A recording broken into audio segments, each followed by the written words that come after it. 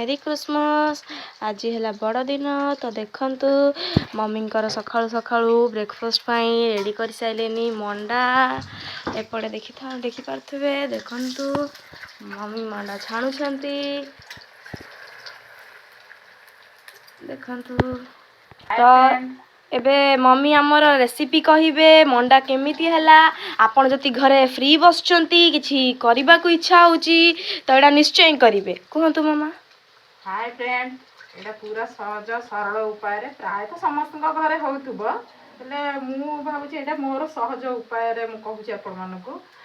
प्रथमे हम कोन करबा ना छेना नडिया जा हो पूराटा को आगे गुड़ पकई खडरी दबा गुड़ पकई खडरीवार कारण जे चीनी प्राय डायबिटीज हो जाउची तेनु करी गुड़ पकई हमें खडरी दबा गुड़ ता देरे टिके से पूरा रे जे गोलमरीच गुजराती गुंड जे चाहिए का माने आड भी किसी कर संगे पूरा खडरी दे गरम पानी टिके अलग पात्र को जड़ी दे गरम पानी टिके करी पानीटा फुटई दबा से पानीटा फुटी आइले टिके फुटी आइले लुण टिके पकेबा स्वाद अनुसार अण पाई जी अण से स्वाद अनुसार टिके पकई दबा कौन लुण तापर चीनी टिके दे दबा चीनी टिके दे जंतिकी बाहर करदबा तापर टिके हल्का ठंडा आसिले से अण को चकुड़ी देवा पूरा प्लेन भाव में जमी मुंडा न रही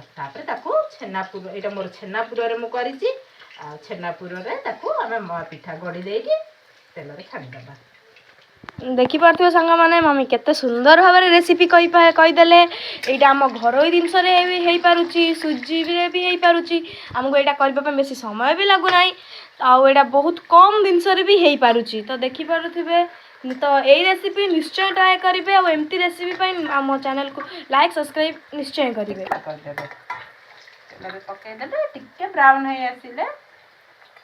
बाहर करदबा जदि चाहिए पिठाटा टाण करने पूरा सीम जाल कर टाण कर खाईपर किंतु सपोज तो ये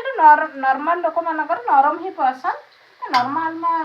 नरम हबार केमती ट्रिक ना गरम गरम पकईदे सागे सागे आप बाहर करदे टिके सीझी आसले बाहर करदे नरम रहिबो तो सांग मैंने देखीदे आम रेसिपी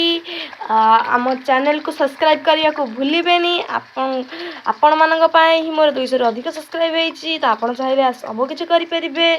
तो देखु हाँ मेरी क्रिसमस।